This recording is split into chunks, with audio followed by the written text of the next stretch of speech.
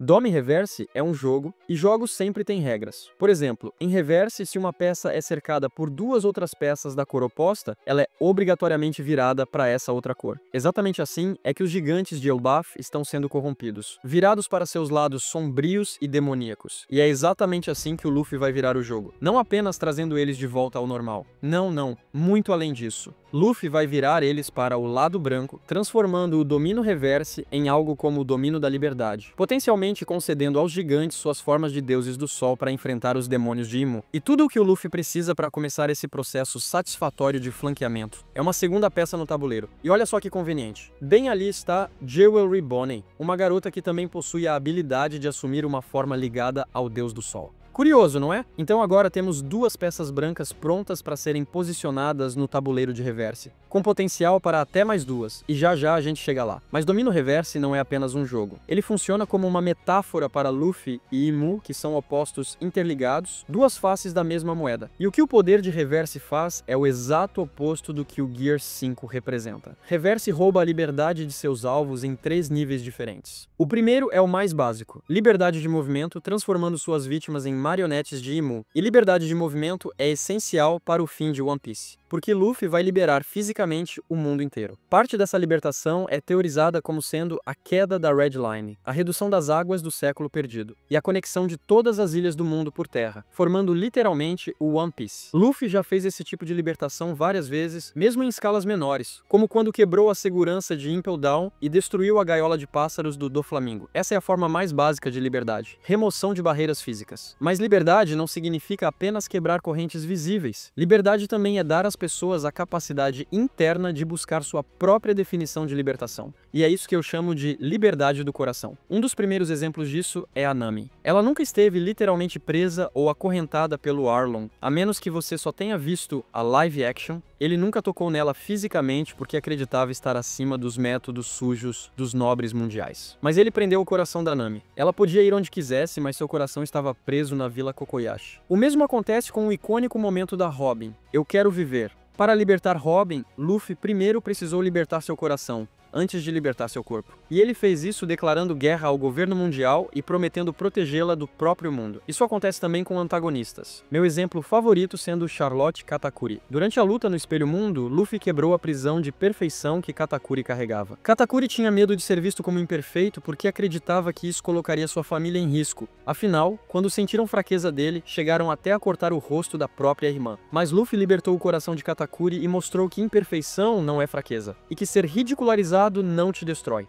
te fortalece. E Katakuri mostra isso fisicamente quando remove o lenço e expõe seu rosto sem hesitar. Mas o exemplo mais importante para este vídeo, com certeza, é Jewelry Bonnie. Sua libertação não foi apenas deixar de ser caçada pelo governo mundial ou ter a chance de navegar com seu pai rumo à aventura que ele sempre prometeu. Bonnie precisava ser liberta por dentro, e isso se manifestou fisicamente quando ela acessou brevemente a forma do Deus do Sol, algo que pode ser crucial no arco de Elbaf. Bonnie é apenas a segunda de um número surpreendentemente alto de personagens que podem assumir essa forma. E eu acredito que isso será o contra-ataque perfeito ao Domino Reverse. A última forma de liberdade que a habilidade de Imu é capaz de roubar é a liberdade de sonhar, que é diferente da liberdade do coração. Você pode ver isso em personagens de uma geração quebrada, como Crocodile e Gecko Moria. Os corações deles não foram aprisionados, mas seus sonhos foram destruídos. Ambos começaram sua jornada querendo se tornar o rei dos piratas, mas após derrotas devastadoras, perderam a capacidade de sonhar. O triste é que a maioria dos grandes personagens de One Piece nem precisa de Dome Reverse para serem aprisionados, porque eles já nascem em um mundo que se opõe ao próprio conceito de sonhar. Pega o Luffy, por exemplo, dizendo que vai se tornar o rei dos piratas. Só agora, 3 décadas depois do início da história, personagens secundários começaram a levar ele a sério. Por quase todo o One Piece riram da cara dele, e não só dele. Qualquer um que ousa sonhar nesse mundo é destruído com brutalidade emocional. E talvez o melhor exemplo disso esteja no capítulo 224, quando a Nami pergunta como eles poderiam chegar até a Ilha do Céu. E todo o bar explode em gargalhadas, com o Oda desenhando até um close da Nami profundamente envergonhada. É assim que os sonhos são destruídos nesse mundo. Não é com violência, não é com escravidão, não é com correntes. Sonhos são destruídos com risadas e sorrisos debochados, porque esse é o inferno invertido que Imu criou corrompendo tudo o que existia de grandioso. E existe até um ditado no mundo de One Piece, usado para aqueles que zarparam em busca de aventura. Aqueles que desafiaram o impossível e morreram tentando. Eles tiveram sorte de morrer perseguindo seus sonhos. É um ditado triste porque enfatiza a morte desses aventureiros. Mas no subtexto, o que ele realmente diz é que os infelizes são os que permaneceram vivos e presos. Os que morreram sonhando, esses sim foram os sortudos. Foi isso que tornou a execução do Gold Roger tão poderosa. Um único homem com uma única vida, 24 anos atrás, libertou os sonhos do mundo inteiro.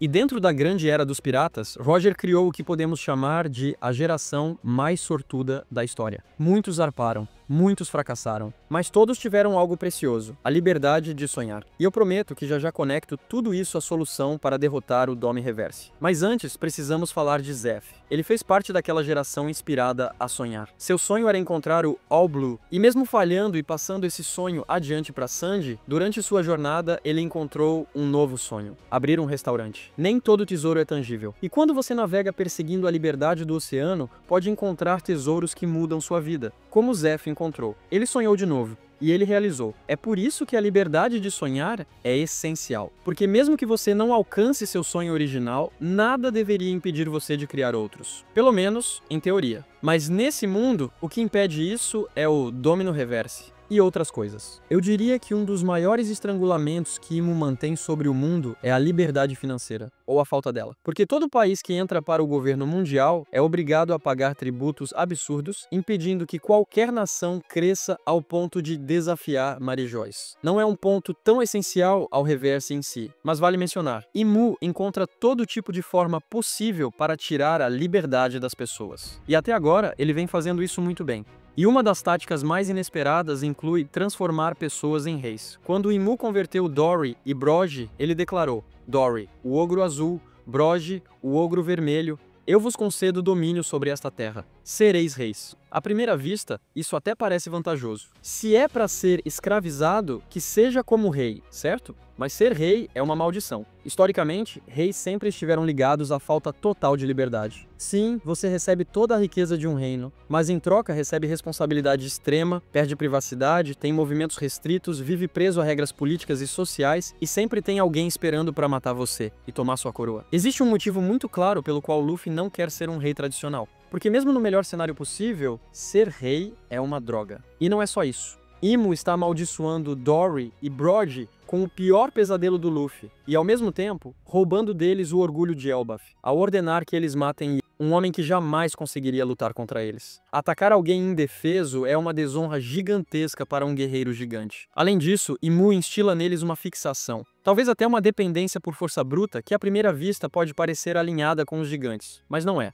A verdadeira força dos guerreiros de Elbaf vem do coração e do espírito. E é por isso que eles aceitaram alguém como Usopp, que demonstrou justamente essas qualidades. O Domino Reverse está roubando dos gigantes tudo o que os torna gigantes. E agora, aqui está como corrigimos isso. Essa habilidade claramente funciona segundo as regras do Reverse. Se qualquer quantidade de peças de uma cor é capturada entre duas peças da cor oposta, todas elas viram. Assim como os gigantes foram transformados quando Dory e Brogy foram virados para o formato de demônios. E demônio é uma palavra extremamente importante aqui, porque Imu destaca isso ao afirmar: em troca de parte da vossa vida, recebereis corpos imortais e força sobrenatural. Sob fidelidade a mim, estareis livres do senso comum e da lógica. Demônios são a forma ideal da vida. O curioso é que Imu e o governo mundial passaram toda a história dizendo que aqueles que carregam a vontade do D são demônios. E agora ele mesmo diz que esse é o estado ideal da vida. Então nesse ponto,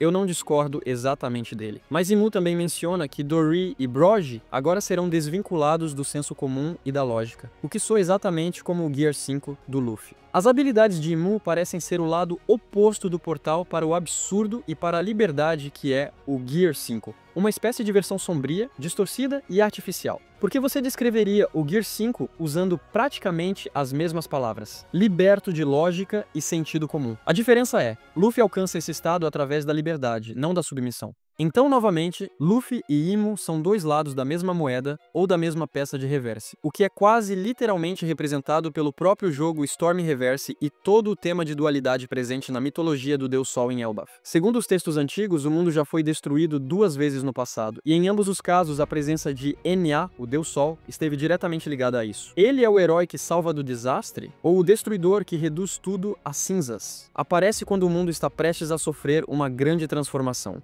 Então todo esse domínio reverse é apenas uma versão reduzida da chegada de Nika. É um jogo onde peças podem ser viradas de branco para preto, ou no contexto de One Piece, de bem para mal, de libertação para aprisionamento. E nesse tabuleiro, um lado é jogado por uma sombra escura de formato fálico, e o outro lado por Enya, que sempre aparece representado como uma silhueta branca e brilhante. E eu suspeito que se Luffy entrar nesse jogo usando o Gear 5, ele pode não só reverter os gigantes ao normal, mas transformá-los em formas do Deus Sol. Se eles podem virar demônios, eles podem virar deuses do Sol também. O problema é que, de acordo com as regras do Reverse, uma peça sozinha não pode fazer nada. É preciso 2 peças para acionar a virada. E é aqui que Jewelry Bonnie pode voltar a ser muito relevante. Porque em Elbaf, neste momento, 2 pessoas podem assumir a forma de Enya. Bonnie consegue fazer isso por apenas alguns segundos, mas alguns segundos são suficientes se ela e Luffy estiverem posicionados corretamente. E quando tivermos alguns gigantes Gear 5 ao nosso lado, Bonnie pode descansar pelo resto do arco. Mas Bonnie não é a única opção, nem necessariamente a mais apropriada narrativamente. Na verdade, ela pode ser a menos provável, porque sua história já foi contada em Egghead, e desde então ela e Lilith têm sido cuidadosamente removidas do centro da ação em Elbaf. Assim como os samurais foram descansados em Whole Cake. Assim como Vivi foi deixada de lado em Drum Island. Sim, Bonnie tecnicamente pode resolver o problema.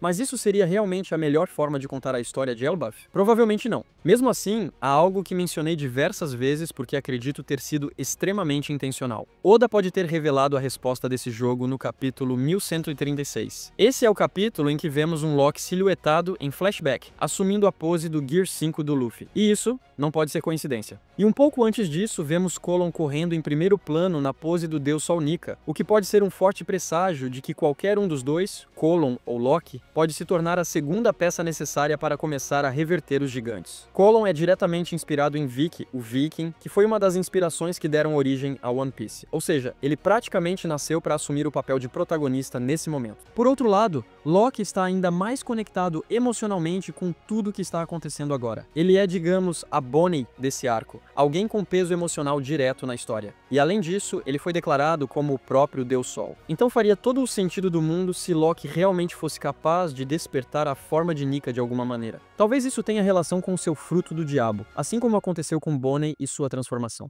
Neste caso, Luffy e Loki poderiam formar uma dupla, agindo juntos dentro das regras do Dome Reverse para reverter todos os outros gigantes. Mas na verdade, não é como se precisássemos escolher apenas um desses personagens. Os 3 são opções plausíveis: Bonnie, Colon e Loki. Entretanto, existe um pequeno problema prático nessa teoria. Imaginar alguém explicando as regras do jogo Reverse para o Luffy, e ele realmente absorvendo essa informação e a usando estrategicamente em conjunto com outra pessoa. Eu sinceramente não sei se Luffy seria capaz disso, mas ele é exatamente o tipo de cara que poderia tropeçar no lugar perfeito sem nem perceber, acidentalmente ativando o ponto necessário para virar o jogo. Ou talvez o aliado dele precise se adaptar ao movimento imprevisível do Luffy, num estilo bem parecido com a parceria Babá que Trafalgar Law teve com ele durante suas alianças. Mas até aqui tudo parece perfeitamente construído para que isso aconteça como um jogo de Reverse, não só mecanicamente, mas também tematicamente. Luffy e Imu estão sendo claramente preparados como opostos diretos e potenciais contra jogadores um do outro. E pode até acontecer que os poderes de Imu não tenham sido originalmente criados para funcionar como um jogo, mas o absurdo imprevisível do Gear 5 transforme tudo em um jogo simplesmente porque Luffy enxerga o mundo dessa forma. Ele veria centenas de gigantes presos e pensaria: como posso fazer meus amigos se sentirem livres de novo? E a resposta intuitiva seria: Gear 5, isso me faz sentir livre, então também vai libertar eles. E sinceramente, uma parte de mim quer muito ver um exército inteiro de gigantes usando o Gear 5, porque a imagem é absolutamente insana. Mas além disso, é algo possível, considerando que os gigantes veneram Nika. E agora Bonnie iniciou o que pode ser uma tendência de pessoas que acreditam verdadeiramente em Nika poderem atingir essa forma de liberdade. Os gigantes são uma sociedade que, assim como os bucaneiros, cultuam o Deus Sol, assim como os lunarianos, dos quais talvez vejamos outros membros despertarem esse poder.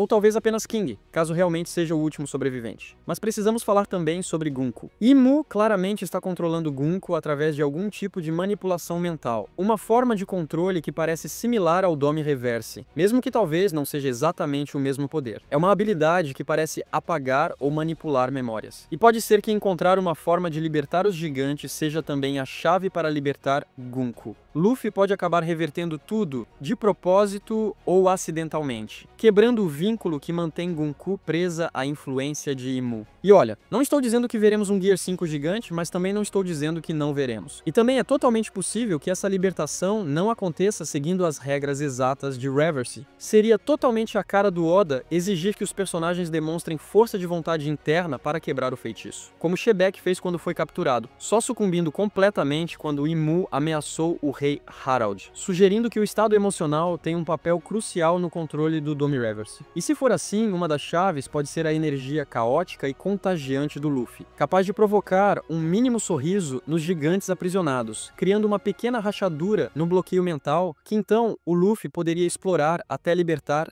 toda Elbaf.